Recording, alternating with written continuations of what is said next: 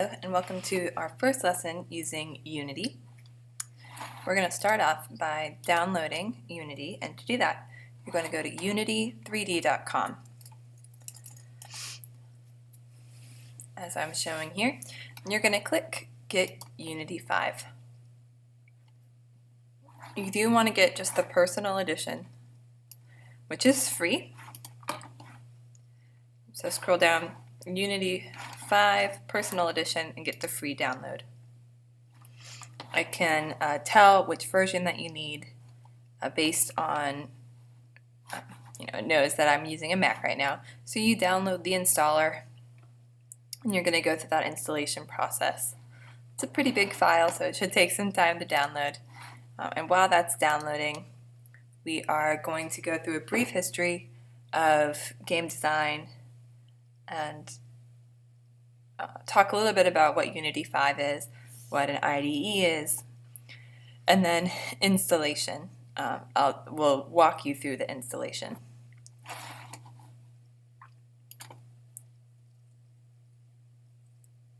Okay, so the first video game actually was developed on this machine here. This is a modern one, an oscilloscope.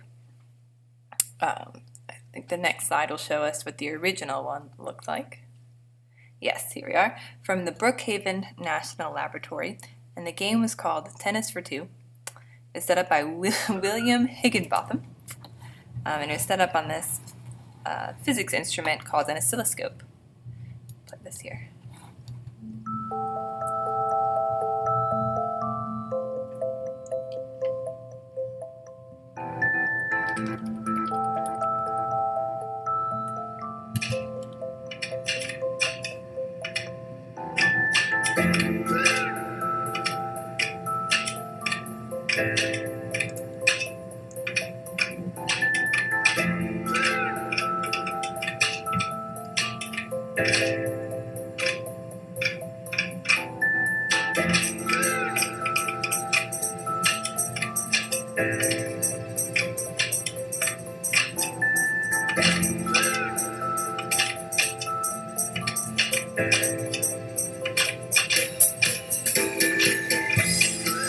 All right, and that shows you some of the hardware involved.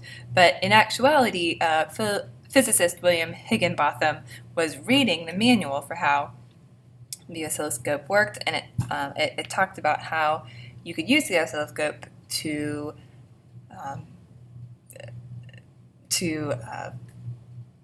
model how projectiles moved, and he thought that he could make a tennis game with it, and he did it for a booth for this visit that they had every year to the laboratory, and it was very, very popular. And the year, I need to check on the year here, 1958. 1958. So after that first one, they came up with the brown box, the kind of the possibilities there for having a game with graphics and based on electricity. Multiple people started kind of taking on this task, and this was developed by Bayer. It's called the brown box. I think you can tell why. The original one actually was not brown. They added this like wood laminate to make it look nicer. And Bayer was working for the Department of Defense, and it had a lot of built-in games. When you bought the unit, you bought all the games that came with it. And you can see there that in order to change from checkers to chase to handball to ping pong, what you would do is raise or lower these switches. So this is a prototype, but they were going to sell these cards which would show you, push the switch down wherever the dot was. It's pretty neat. That's 1967, about 10 years later. And about 10 years after that, Atari came out. Now this revolutionized the game industry because it was cartridge-based. So just like how with computers, when they became programmable, when you could add software to them, that completely revolutionized and changed their use. You can see the same thing kind of with the iPhone. You're no longer limited to the hardware there. Any kind of software can be loaded onto an iPhone or a smartphone. Now, in a different way, but you could, instead of creating these consoles with the games built in, other people could develop games and sell, develop these cartridges and sell them, and then the console itself was just used to read and play them. The NES, the game industry was actually dying out, but the NES brought the industry back, and it revolutionized the use of color, sound, and how you interface with the consoles with this controller, which is definitely the ancestor of the controllers that are used today. And also, it brought this character that the world could kind of rally around, and that would be Mario. And here's a cool visual of how interfacing with games has changed.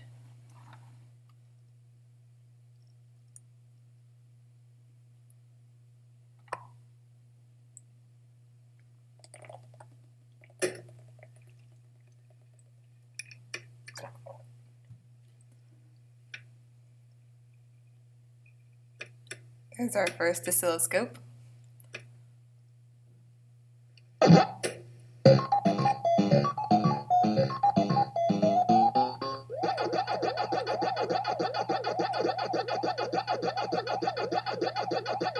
I think this is showing the original, not the individual games, but a game you would play.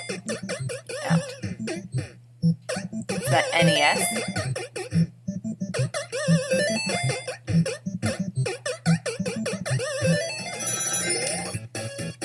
You get the Sega.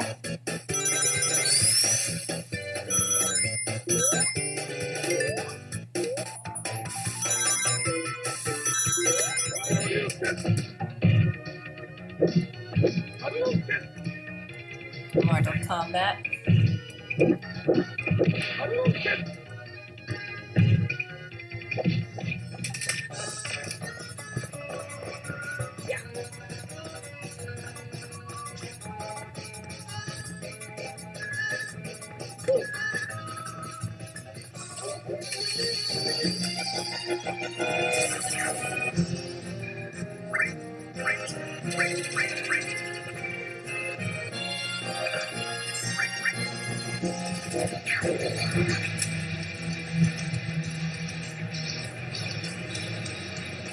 You can see how the graphics are evolving.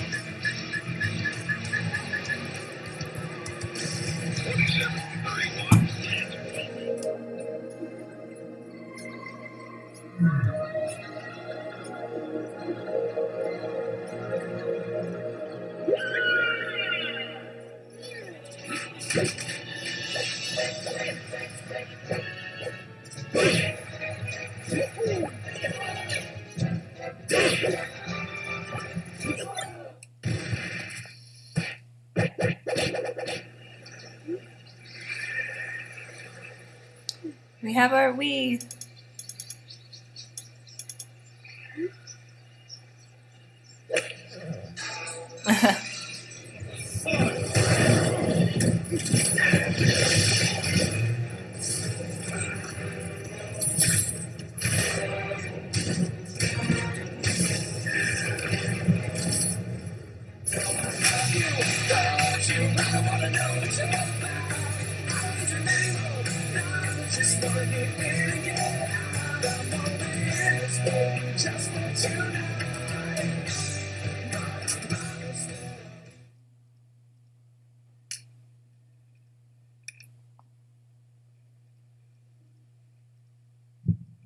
I think this is supposed to be our look into the future.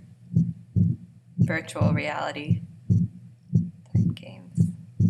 Currently, the hardware is definitely bulkier, not little glasses, more like goggles.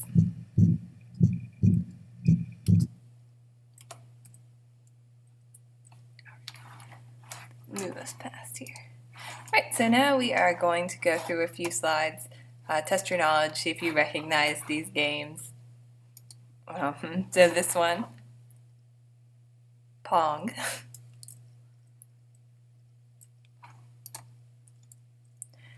This is Legend of Zelda, and it's the first time you could save in a game. So this was a big update. It's Nintendo's most popular series to this day, and they call it a quote-unquote spiritual forerunner for the RPG or role-playing game genre.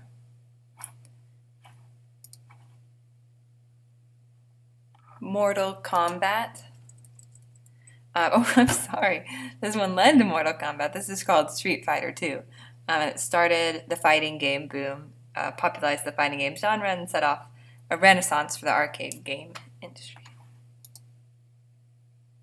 This is a blank slide. Sorry about that. Okay, here we go.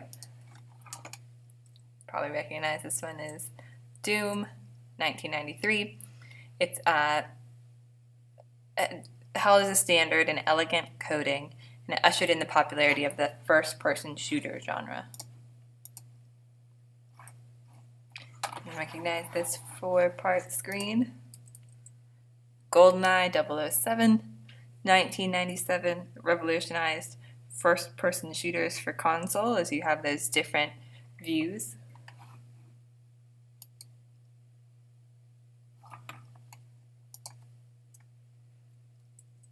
Metal Gear Solid, 1998. This is a stealth game, so you're supposed to avoid your enemies as opposed to attacking. But you can also see that the production values are starting to increase a lot, with more attention paid to the storyline, a lot of cutscenes to develop story, and you can definitely tell in the graphics.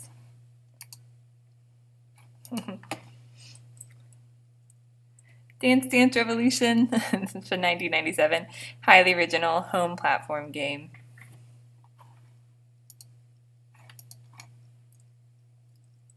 Portal came out in 2007. A first-person puzzle platform video game, darkly humorous. It had a big cult following, and it was powered by Steam. And Steam is what's going to power our Unity game, or is what powers not our Unity games, but Unity games.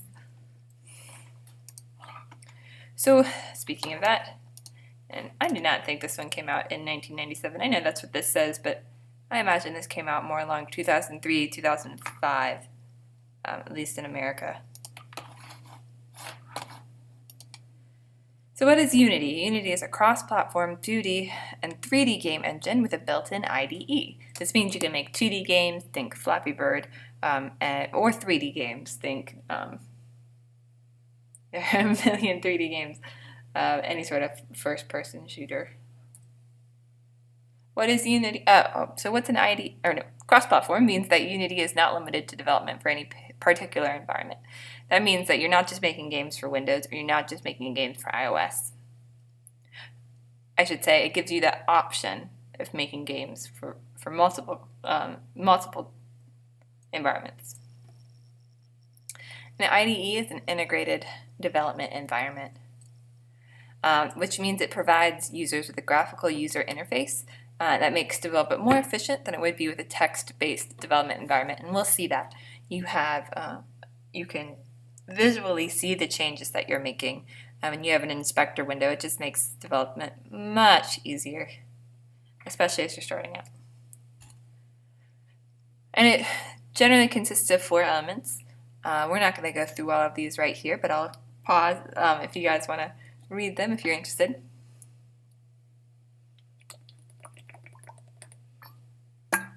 We're going to see these 4 elements in just a moment. Basically, you're able to see your files and your assets. You're able to see visuals and the properties of these assets. You're able to code your own scripts, and then they have something that will compile and check for errors. And here are just some cool games that have been made with Unity. They started completely from scratch, like you all will be. So hopefully you've already started your free download. And if you have not, go ahead and start that from the website at the beginning, at unity3d.com. If you have and it's still downloading, just pause until you're ready to install. Alright, so you're going to double click the installer to install the game. And you're going to kind of click through, continue. Make sure you do want to download the example project. And you're just clicking through until Unity is installed. It will ask for you to set up an email, but it'll do that in just a moment. When it is installed, and that will take some time, so please feel free to pause until it is finished with the install. Double click to open Unity. This folder should appear, Unity, in your applications. And here is where you do want the personal edition, the free one. Check to make sure that you agree. Hit OK. And here's where it's going to ask you to make a username and password and answer some questions, how you're going to use this. You're not a teacher or instructor, you're a student. And make sure that you write this username and password down, because you will need it later when we are getting assets from the asset store. Okay. So you'll get to the end of that, you'll answer those questions, and then you can hit Start Using Unity. This window should pop up. And if you hit Get Started, you can watch a little intro to Unity. We're not going to do that now. It's pretty cool. You guys can check it out if you'd like. We are going to click back over to Projects tab and create a new project. And I know here it's telling you to add all of these assets by clicking on Asset Packages, but you actually will not need them. So I should delete these slides here. Don't worry about it. Just name it something like Example Project. No way you're saving it, but this is saving it just to my documents, which is fine. And then hit Create Project. Again, do not worry about these asset packages. For the view that I'll be using, I'm going to be using the default view. To change that, it's in the upper right corner and select default. And here is going to be the point where I'm going to switch over and go through the notes, but also show you with my own Unity. So go ahead and open Unity.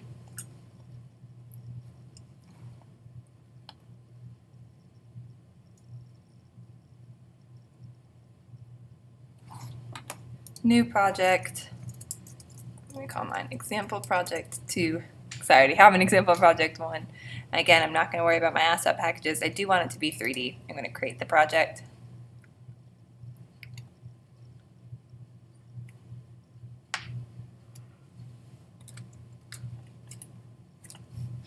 Now, mine is going to start out with the default layout, but make sure you do choose that. And the first thing we're going to do is File, Save Scene As. We're going to call this Scene 1. And the reason that we're doing this, and notice that that file got added, when you create your whole game, you're also creating kind of, you also need to go ahead and create the levels that are going to be within your game. So if you have like level 1, level 2, level 3, as you progress through, those will be scene 1, scene 2, scene 3.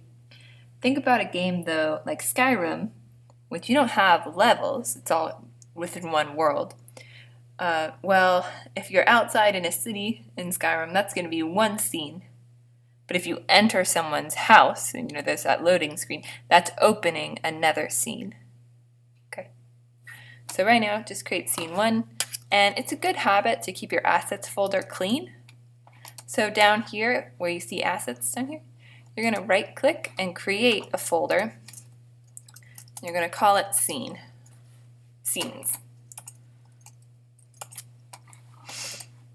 And if you ever need to rename a folder, you can just select it and hit enter.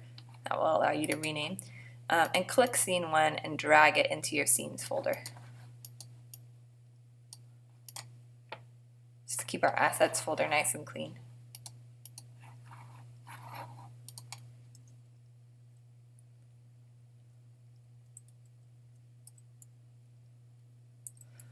Okay.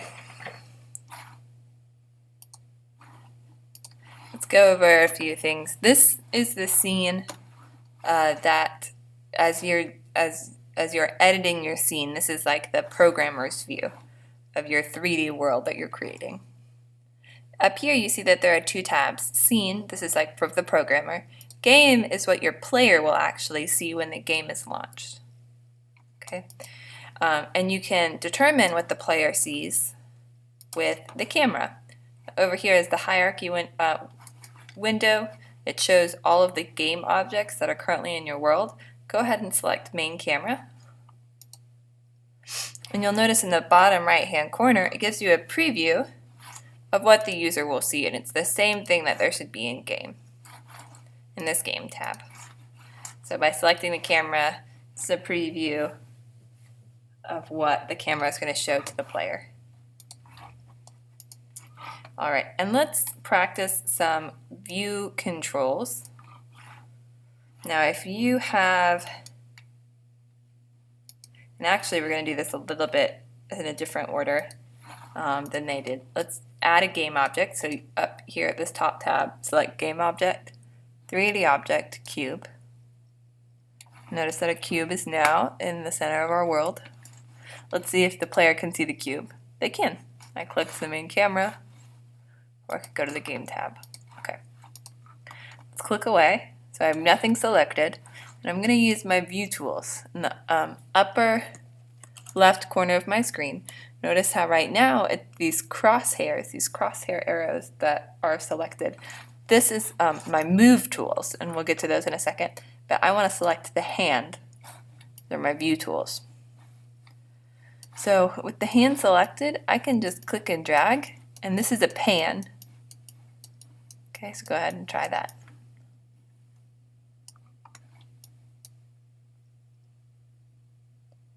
I can zoom with my mouse wheel and then double click to get a good view of what other object I want to look at, which I think is very nice. You can use the hierarchy window and double click to get a good view. Okay. And again, your mouse wheel is zoom. If you're on a laptop, you can use 2 fingers to zoom. And lastly, to orbit, hold down Alt on your keyboard and go ahead and practice orbiting. This does not change what the player will see. This just helps you get a better view of what's going on in your scene as you edit it. So let's go over this again. Click the hand or press down on the middle mouse button to pan. To orbit, click the hand and press Alt, or right click with the mouse. That's the other thing you can do to orbit.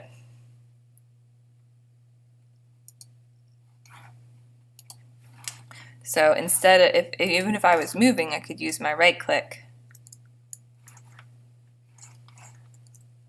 to orbit.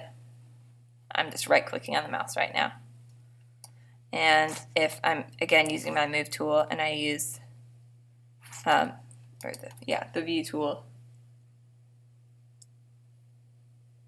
If I'm using the move tool, I can use my mouse wheel to zoom. But if I'm using the view tool, this hand, I can hold down Alt and use my right click to zoom if your mouse wheel doesn't work. So right now I'm using the view tool, the hand. I'm holding Alt down on my keyboard and I'm using my right click. Alright, so take a moment to look at these, make sure, mess around with your view a little bit, make sure you understand how to use them.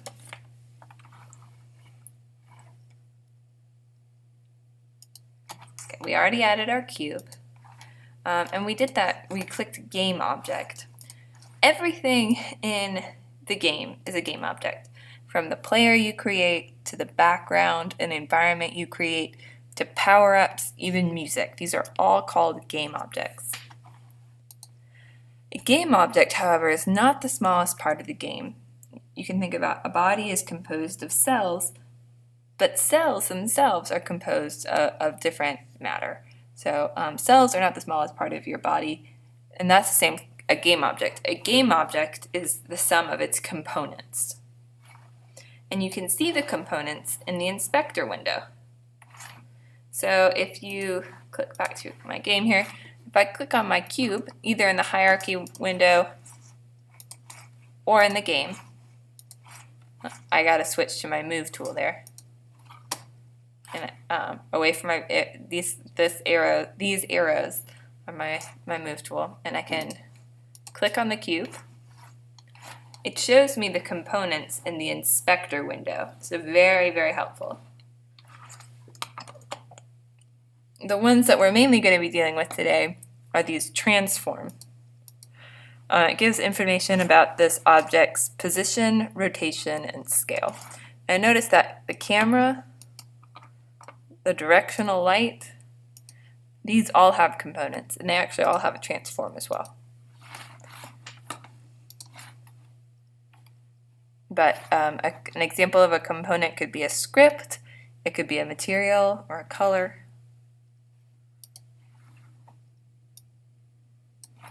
The inspector window allows you to modify a game object by adding, deleting, and manipulating its components.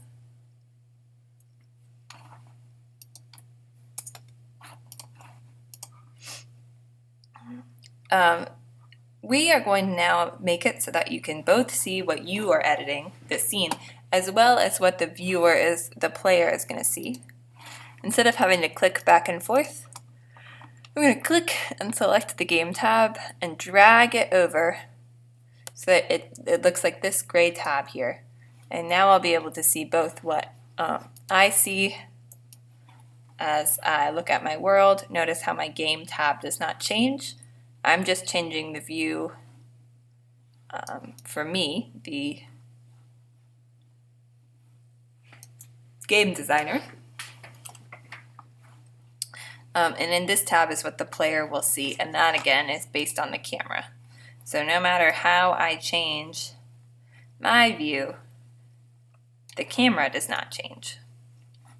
And we'll change the camera in a little bit. So we are going to practice with transformations. The inspector tool allows you to modify your transformations along the X, Y, Z axis. And we're going to be talking about these axes a lot. So let's try first with the move tool.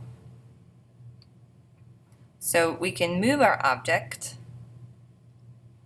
either with the move tool itself, these arrows, and clicking on the object, and you can move it along the x-axis by clicking the red arrow there. Notice how when I move it along the x-axis, up here, the x position changes value. You can also move it along the y-axis, up and down, and your y value will change here, or the z-axis. Change here. When we talk about it, we talk about the x-axis being like you moving to the left or moving to the right. The y-axis is like you moving up or moving down. The z-axis is like you moving forward or you moving backward. Notice how now our view here is not changing, but as we move the cube, the camera's view of the cube changes as it gets closer or further from the camera. Okay, to reset the cube's position to the center of the world, 0, 0, 0, you click on the little gear and you can hit reset. Notice how I've been using the move tool, but I also could just change it numerically. If I wanted it 2 units off the ground, I could type 2 into the Y.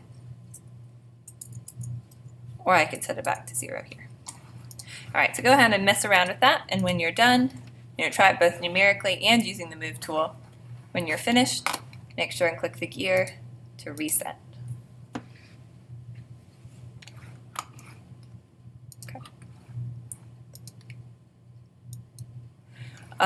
Rotation can also be done with the rotation tool or through rotating numerically. So let's take a look at what that does. I could switch to my rotation tool and notice how we have these different spheres. I can rotate it along this z-axis, which you see over in the corner there. That's like turning a doorknob.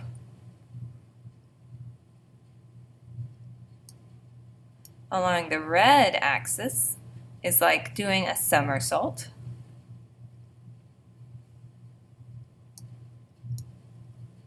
Or along the y-axis is like a ballerina doing a turn. Okay. So you can rotate it this way, and you can notice the change there. Let me reset. Or you can rotate it numerically. And this is in degrees. So I rotated it 45 degrees along the x-axis, 45 degrees along the y, 45 degrees along the z. And again, so try it both using the rotate tool and numerically, and when you're finished, reset.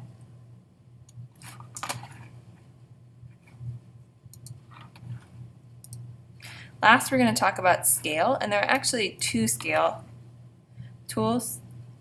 One is more uniform than the other. And notice that your scale does not start at 0, 0, 0 like your transform does. That's because your size starts at 100%. You know, when you double something, you're setting its size to 200%. Well, you start at 100%. You start at 1, 1, 1. If I want to double the size of my cube, I would change each number along whichever axis to 2. And notice how I slowly change each,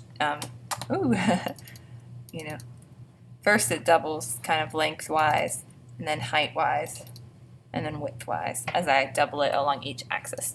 If I set it to 0, 0, 0, nothing is there. 1, 1, 1, now is its original size again.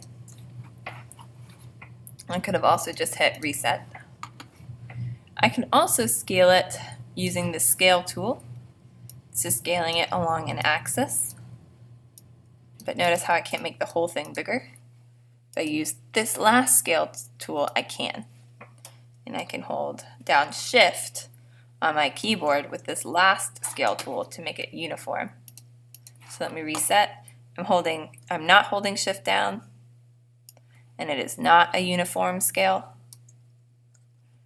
I just did Command Z or Control Z to undo. Now I am holding down Shift, and it is a uniform scale. That means it's staying a cube. All the sides are staying the same ratio in relation to each other. Okay. Again, try this both numerically and using either scale tool or both scale tools. Oh, that's how I could do it. And then reset.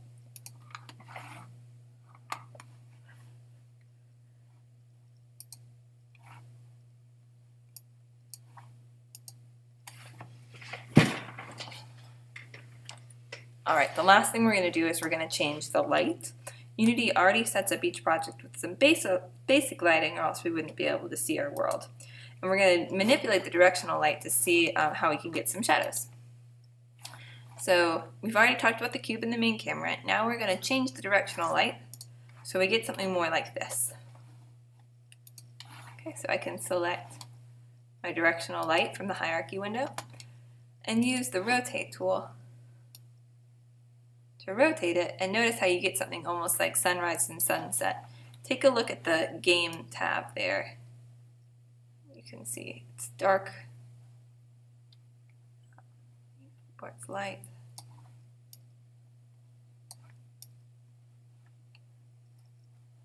As it rotates, you can see the different lighting there.